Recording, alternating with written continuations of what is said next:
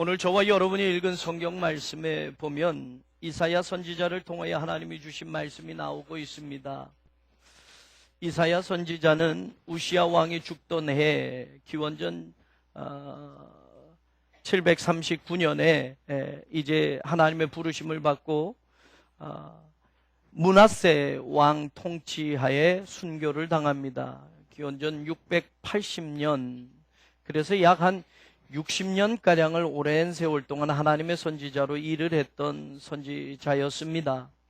그러니까 여러분, 예수님이 탄생하시기 전 700년 전에 바로 오늘 말씀을 선포했던 선지자라는 이야기입니다. 그러면 예수님이 탄생하시기 전 700년 전에 예언된 말씀이 바로 예수님의 탄생과 함께 이루어졌다라는 것을 오늘 성경은 우리에게 가르쳐주고 선포하고 있습니다. 오늘 저와 여러분이 읽은 말씀에 보면 1절에 보면 옛적에는 여호와께서 스불론 땅과 납달리 땅이 멸시를 당하게 하셨더니 후에는 해변길과 요단 저쪽 이방의 갈릴리를 영화롭게 하셨느니라 라고 말을 합니다. 옛적에는 스불론 땅과 납달리 땅이 하나님께서 멸시를 당하게 만드셨는데 이방의 갈릴리 바로 그 땅을 하나님께서 영화롭게 하셨다라고 말씀을 합니다.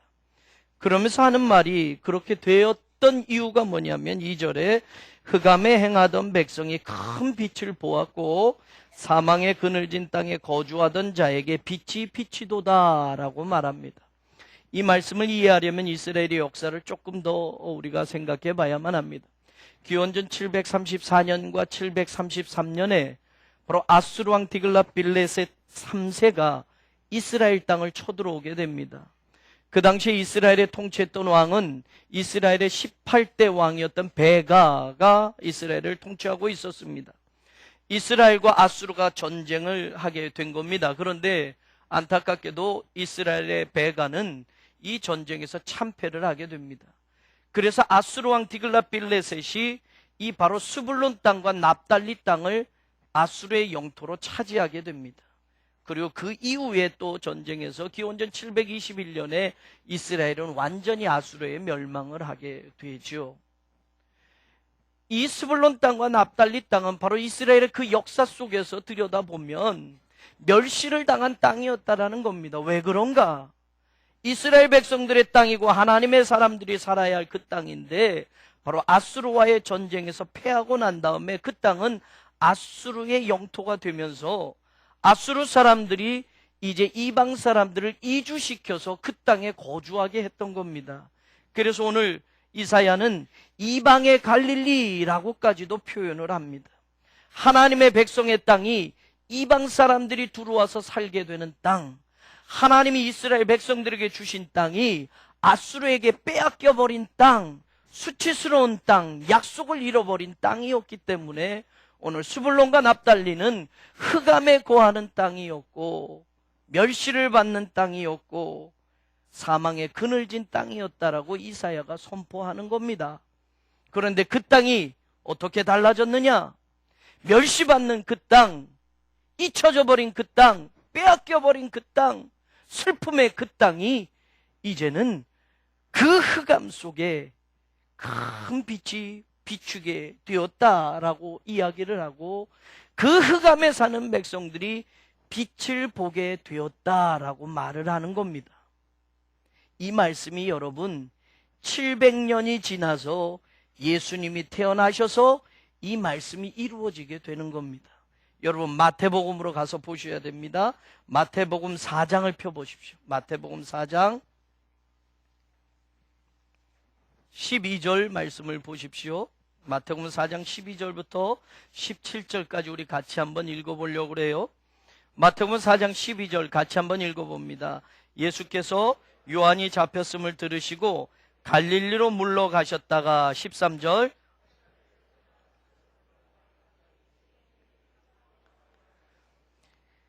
예수님께서 나사렛을 떠나 스불론과 납달리, 아까 이사야가 말한 바로 그 스불론과 납달리 지경 해변에 있는 가버나움에 가서 사시게 되었다라고 말하는데 그것이 무엇을 뜻하느냐? 14절의 마태는 이렇게 이야기합니다. 같이 읽어봅니다. 이는 선지자 이사야를 통하여 하신 말씀을 이루려 하심이라 일렀으되, 바로 이사야 9장, 우리가 읽었던 700년 전에 이사야가 예언한 그 말씀을 예수님이 이루기 위하여 바로 스불론과 납달리 땅에 가셔서 사시게 되었다라고 말합니다. 그러면서 마태는 바로 이사야 9장을 우리에게 인용해 주고 있습니다. 15절 읽어봅니다. 스불론 땅과 납달리 땅과 요단강 저편 해변 길과 이방의 갈릴리요, 흑암에 앉은 백성이 큰 빛을 보았고 사망의 땅과 그늘에 앉은 자들에게 빛이 비추었도다 하였느니라. 17절, 이때부터 예수께서 비로소 전파하여 이르시되 회개하라, 천국이 가까이 왔느니라 하시더라. 아멘. 700년 전에 여러분, 아수르에게 빼앗겼던 그 치욕의 땅, 하나님의 백성보단 이방 사람들이 거주하는 땅이 되었던 바로 그 흑암과 사망의 그늘진 그 땅이, 거기에서 살던 암울한 백성들이 큰 빛을 보았다. 이 말은 바로 예수 그리스도가 그 땅에 사시게 되었다라는 것을 이야기합니다. 그리고 그 땅에 사는 사람들에게 빛이 비추게 되었다라는 말은 비로소 이때부터 예수 그리스도께서 복음을 전파하셨다라는 말씀을 우리에게 가르쳐 주는 겁니다.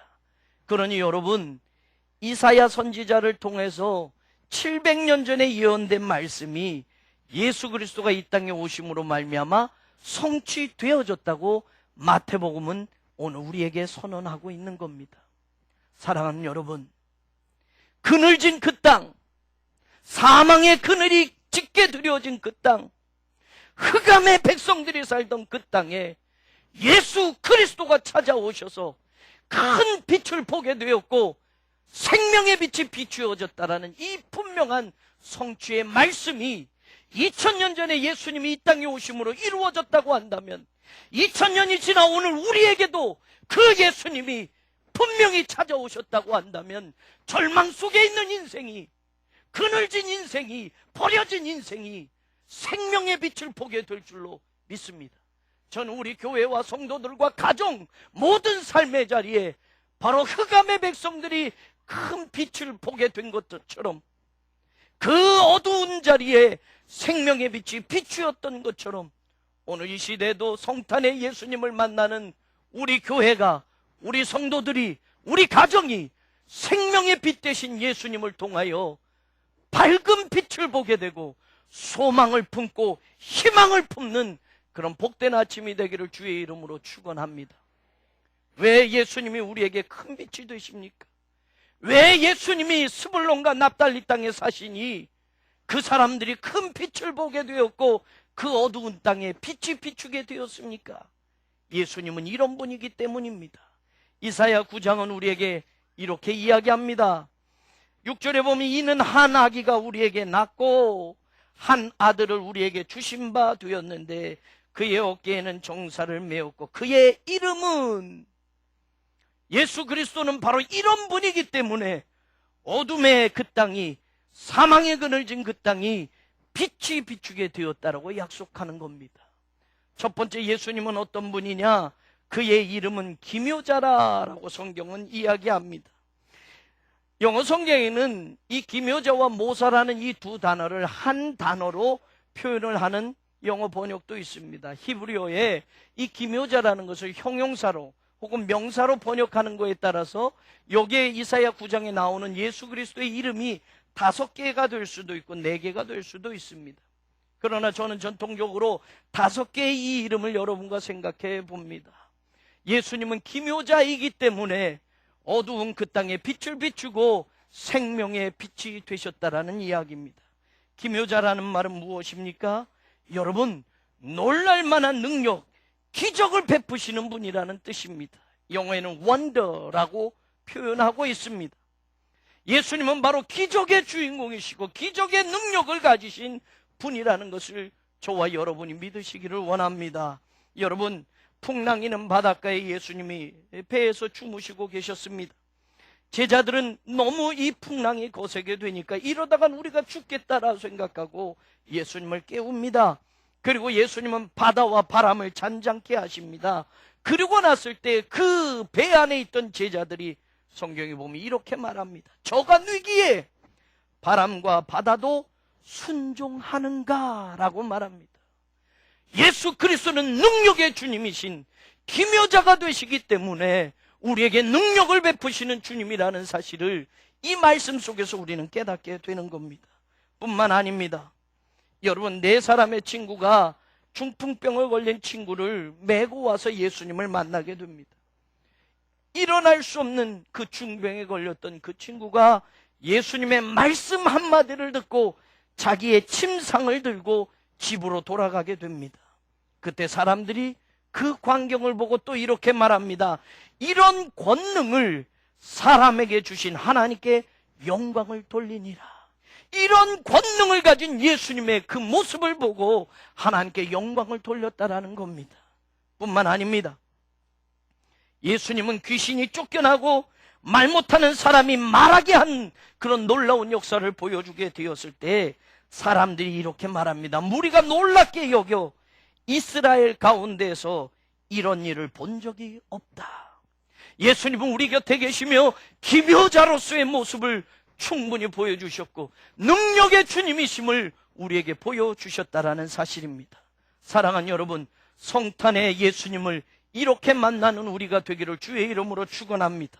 능력의 주님을 만나면 우리 또한 기적의 주인공이 될 수 있다는 것을 믿으시기를 원합니다. 중풍병에 걸려서 일어나지도 못한 그 사람이 능력의 주님을 만나고 침상을 들고 걸어갔던 것처럼, 귀신이 쫓겨나고 말 못하는 벙어리가 입이 열려지게 되고 바람과 바다도 주님 앞에 순종했던 것처럼 성탄의 주님을 만나, 능력의 기묘자 되신 주님을 만나 오늘 우리의 인생의 기적의 주인공이 모두가 되기를 주의 이름으로 축원합니다.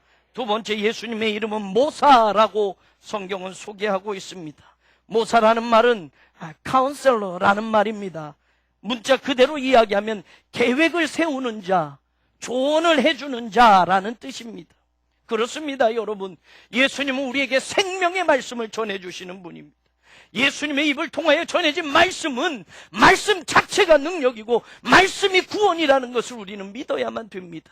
그렇기 때문에 말씀을 주신 그 예수님을 우리가 모시게 된다면 우리 인생의 생명의 길을 찾게 될 줄로 믿습니다.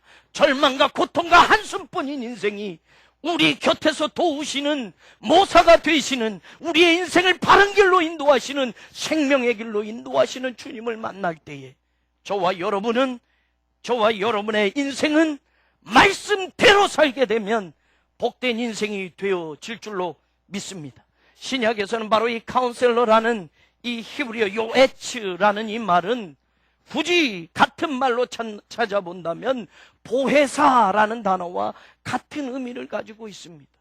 예수님께서 떠나시면서 또 다른 보혜사를 하나님께서 너희에게 보내주실 것이라고 말씀하신 것처럼 2000년 전에 제자들과 함께 살며 하나님의 구원의 말씀을 전해주시며 생명의 길을 보여주셨던 그 예수님, 성령을 보내셔서 또 다른 보혜사로 하나님의 백성들을 돕고 지키고 인도하실 것임을 약속하셨던 그 예수님, 오늘도 그 예수님은 변함없이 우리와 항상 함께 있는 줄로 믿습니다. 내가 너희를 고아와 같이 버려두지 아니하리라 라는 말씀처럼 오늘도 예수님은 우리 곁에서 카운셀러가 되어주시고 우리 곁에서 생명의 길에 생명의 말씀을 전해주시는 분으로 우리 교회와 성도들의 모든 삶에 함께하여 주시는 줄로 믿습니다. 마태복음 28장 떠나시며 내가 세상 끝날까지 너희와 항상 함께 있으리라 약속하신 그 예수님은 지금도 변함없이 우리 곁에 계셔서 모사가 되어주셔서 우리가 가야 할 인생의 방향을 가르쳐 주시고 우리에게 하나님의 말씀을 들려주시는 우리의 카운셀러가 되시고 우리의 조언자가 되시고 우리를 도우시는 주님이신 줄로 믿습니다. 그 예수님을 만나는 복된 성탄이 되시기를 원합니다. 그 말씀 그대로 순종할 때에 복된 인생의 주인공들이 될 줄로 믿습니다. 세 번째, 이사야 9장은 예수님의 이름을 전능하신 하나님이라고 소개합니다. 영어성에 The Mighty God이라고 되어 있는데 사실 전능하다라는 히브리어는 여러분 샤다이입니다. 그래서 우리는 전능하신 하나님을 엘 샤다이라고 하는데 오늘 여기에 나와 있는 단어는 사실 전능하신으로 번역하기보다는 용사가 되시는 하나님이라고 번역하는 것이 더 맞습니다. 왜냐하면 여기에 쓰여져 있는 단어가 기뻐르라는 히브리어입니다. 용사라는 warrior라는 이 단어가 여기에 쓰여지고 있습니다. 그러니 전능하신 하나님보다는 용사가 되신 하나님이다라는 말입니다. 여러분, 용사라는 이 단어에 우리가 느낄 수 있는 것이 무엇입니까? 싸우시는 하나님이라는 겁니다. 승리를 보장해 주시는 하나님이라는 겁니다. 예수님을 만나면 승리할 수 있다라는 것을 믿으라는 이야기입니다. 오늘 바로 우리의 예수님은 전능하신 하나님으로 이 땅에 오셨음을 믿으시기를 주의 이름으로 축원합니다. 용사로 우리 곁에 오셔서 우리를 위하여 사망과 싸우시고 우리를 대신하여 마귀를 멸하시며 싸우시며 우리에게 승리를 약속하시는 주님이 바로 성탄의 예수 그리스도이심을 믿으시기를 주의 이름으로 축원합니다. 고린도전서 16장 57절에 보면 우리 주 예수 그리스도로 말미암아 우리에게 무엇을 주시는? 승리를 주시는 하나님께 감사하노니라고 바울이 고백합니다. 그리스도 예수로 말미암아 하나님은 우리에게 승리를 주신다라는 말입니다. 왜 그렇습니까? 이 땅에 바로 예수님이 싸우시는 하나님으로, 용사가 되시는 하나님으로 오셨기 때문에 우리와 함께 하셔서 어떤 싸움에서도 하나님의 백성들에게 승리를 약속하신다라는 겁니다. 그 이후에 나오는 말이 이렇게 돼요. 사망아, 너의 승리가 어디 있느냐? 사망을 삼키고 이기리라고 기록된 말씀이 이루어지리라. 사망까지도 삼키고 승리하신 주님이 우리의 주님이라는 것을 믿으시기를 원합니다. 그래서 디모데후서는 우리 구주 그리스도 예수의 나타나심으로 말미암아 나타났으니 그는 사망을 패하시고 복음으로써 생명과 썩지 아니할 것을 드러내신지라 라고 말합니다. 사망을 이기시고 복음으로 생명과 영원한 생명을 드러내 주신 분이 바로 예수님이라는 이야기예요. 사랑하는 여러분, 그 예수님을 만나는 이 성탄의 아침이 되기를 원합니다. 세상에서 너희가 환난을 당하나 담대하라, 내가 세상을 이기었노라 라고 말합니다. 바로 세상을 이기시고 사망을 이기시고 마귀를 멸하시고 우리에게 승리를 약속하시는 전능하신 하나님 되신 바로 그 예수님을 오늘 이 아침에 만나는 복된 성탄이 되기를 주의 이름으로 축원합니다. 네 번째, 오늘 소개되는 예수님의 이름은 영존하신 아버지다라고 소개하고 있습니다. 여러분, 아버지다라는 이 말에 우리가 느낄 수 있는 한 가지 정말 중요한 것이 있습니다. 아버지라고 했을 때 우리는 무엇을 느끼느냐? 아버지가 계심으로 우리는 든든한 울타리가 되어주신다라는 것을 느낍니다. 아버지가 있느냐 없느냐에 따라서 아버지가 계시면 나의 든든한 울타리가 되시고 나의 보호자가 되신다라는 것을 우리가 알게 되고 느끼는 것처럼 바로 하나님, 바로 예수 그리스도는 우리 곁에서 언제나 우리를 든든히 울타리 되어주셔서 우리를 보호해 주시고 지켜주시는 영존하신 아버지 되심을 예수 그리스도를 통해서 우리에게 보여주셨다라는 사실입니다. 여러분, 아버지는 언제나 우리를 사랑하고 계십니다. 아버지는 언제나 변함없으신 사랑으로 자기의 자녀들을 품습니다. 바로 영존하시는 아버지라는 이 예수 그리스도의 또 다른 이름을 통해서 우리 인생의 든든한 후원자가 되시고 보호자가 되시는 하나님을 분명히 체험할 수 있는 우리가 되기를 주의 이름으로 축원합니다. 시편 103편을 기록한 기자는 13절에 이렇게 말합니다. 아버지가 자식을 긍휼히 여긴같이 여호와께서는 자기를 경외하는 자를 긍휼히 여기신다라고 말합니다.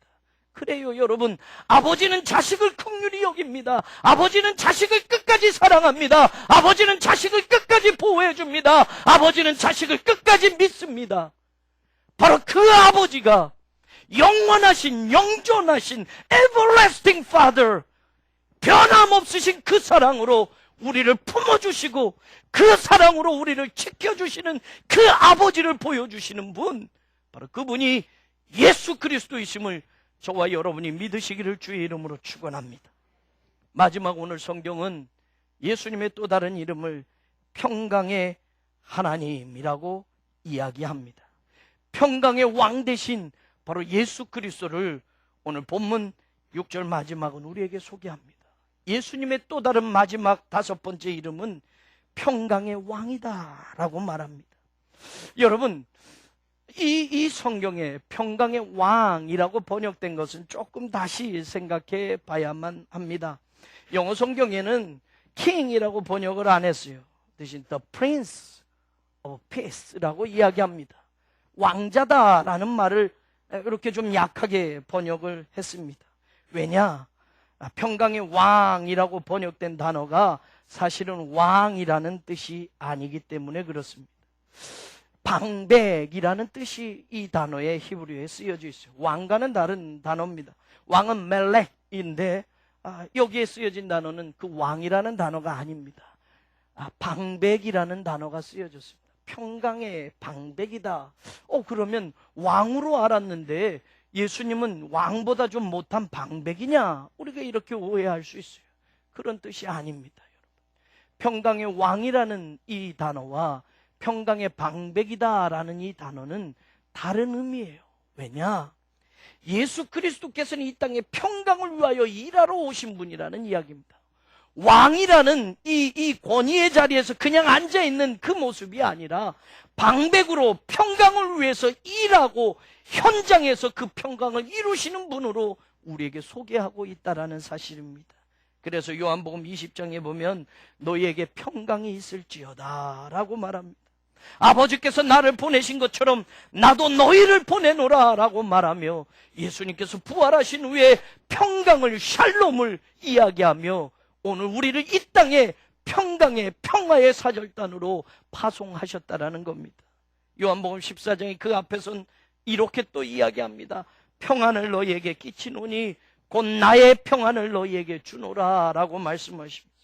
이 평안은 세상이 주는 것과 같지 아니하다라고 말합니다. 그러면서 마음에 근심도 하지 말고 두려워하지도 말라라고 말해요.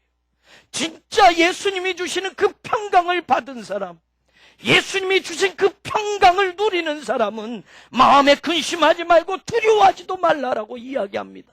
세상의 평강은 잠깐일 수 있습니다. 세상의 평화는 금방 다시 싸움과 분쟁으로 바뀌어질 수 있습니다. 그러나 주님이 주시는 평강은 우리에게 두려움을 몰아내고 우리에게 근심을 몰아내는 참된 평강인 줄로 믿습니다.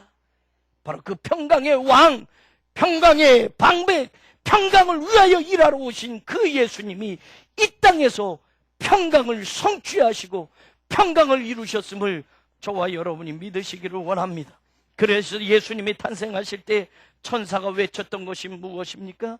지극히 높은 곳에서는 하나님께 영광이요 땅에서는 기뻐하심을 입은 자들 중에 평화로다 라고 말합니다.